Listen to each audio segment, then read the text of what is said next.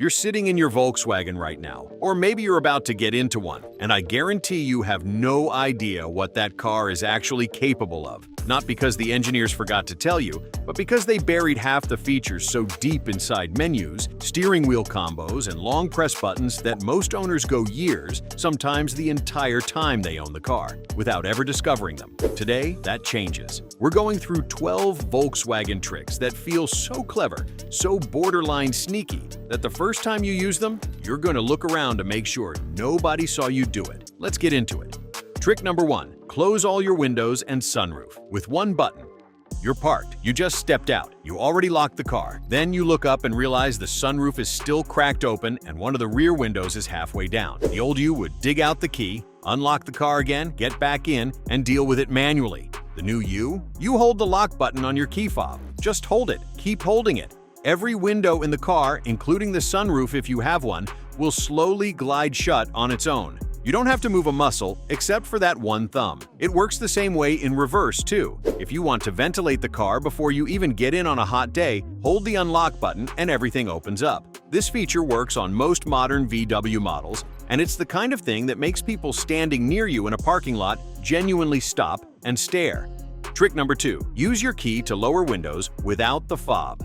This one is for the people who've had their key fob battery die at the worst possible moment, or for anyone who just didn't know this physical trick exists. On most Volkswagen models, if you turn the physical key in the door lock cylinder and hold it in the unlocked position, the windows will roll down. Same logic as the fob trick, but done mechanically. Turn it the other way and hold it, the windows roll back up. This is not some hidden service mode or dealer trick. It's a real, intentional feature that Volkswagen built into the car. The number of times this comes in handy: when your key fob is dead, when the battery is low, and the fob isn't responding properly, or just when you want to feel like you unlocked a superpower, is higher than you'd think. Trick number 3. Emergency starting without a working key fob. Here's a scenario. Your key fob is dead. Completely dead battery. You're stranded in a parking lot, and you need to start the car. What most VW owners don't know is that the car can still read your key through a backup system, but you have to know exactly where to place it. On many Volkswagen models, particularly those with a keyless start system, there is a specific spot in the cabin, often near the steering column or in the center console area, where you can place the physical key fob. The car uses an inductive coil to read the chip inside the key at close range, bypassing the need for the fob's battery entirely. Then you can press the start button, and the car fires up like nothing was ever wrong. Check your owner's manual for the exact placement on your specific model. But once you know where that sweet spot is, a dead key fob will never strand you again. Trick number 4. The hidden battery saver mode for your radio. When you park a Volkswagen and turn off the engine, the radio and infotainment system keep running. Most people know that. What most people don't know is that Volkswagen has a built-in cutoff system that will automatically shut down the audio system after a set amount of time to prevent you from draining the 12-volt battery. But here's the more useful side of that feature. On many models, if you open the driver's door while the radio is still playing, a timer kicks in. If you then close the door and stay, or just leave the audio running while sitting outside the car, the system tracks it. You can actually find and adjust that timer duration in the infotainment settings under the vehicle or convenience menu, depending on your model year. Bumping that timer up means more tailgate music, more parking lot listening sessions, without the fear of coming back to a dead battery. Trick number 5. Cornering lights hiding in plain sight. If you've ever made a slow turn into a dark driveway at night and wished your headlights would follow the curve of the road, Volkswagen already thought of that. Many VW models come equipped with static cornering lights that are built into the front fog light housing or into the main headlight assembly. When you turn on the headlights and then turn the steering wheel past a certain angle or activate a turn signal at low speeds, those cornering lights switch on automatically to illuminate the direction you're turning. The catch is that a lot of owners have this feature turned off by default, or it was disabled at the factory for their market. In your infotainment system under vehicle lights or driver assistance settings, you can switch it on. Once activated, it works without any input from you. The car just knows where you're pointing and lights the way. Trick number 6. The mirror dip feature that parks itself. Backing into a parking spot and trying to see how close the rear curb is to your alloy wheels is one of the most anxiety-inducing experiences in daily driving. Volkswagen solved this problem with a feature that a lot of owners simply never enable: It's called the mirror dip on reverse feature. When you shift into reverse, the passenger side mirror automatically tilts downward to give you a direct view of the curb, the parking line, and exactly how close your tire is to the edge. When you shift back into drive, the mirror returns to its normal position automatically. You enable it inside the mirror adjustment settings on your infotainment system. Once it's on, you will never again step out of a parallel park to double-check your rear wheel placement. It just shows you. Trick number 7. Recalibrate your steering wheel center in seconds.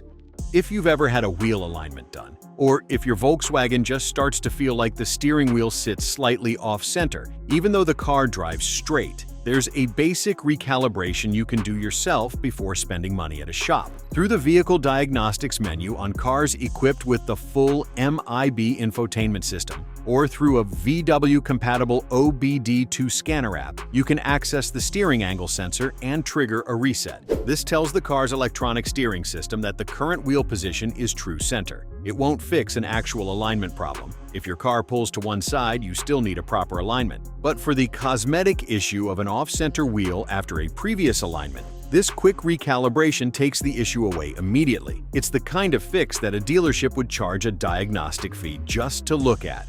Trick number 8. Enable video playback. While moving, this one requires a word of caution before anything else. This trick is for passengers, specifically for the front passenger who might want to watch a video on the infotainment screen during a road trip. By default, Volkswagen's infotainment system disables video playback from USB sources when the car is in motion, which makes complete sense from a driver distraction standpoint. However, through the car's settings menu on certain model years or via a coding adjustment available through VW diagnostic software, this restriction can be lifted. Again, this is for your passenger's entertainment, not for the driver. With the restriction removed, a passenger can plug in a USB drive loaded with video files and watch movies on the screen without the car needing to be stationary. Long family road trips just became a completely different experience.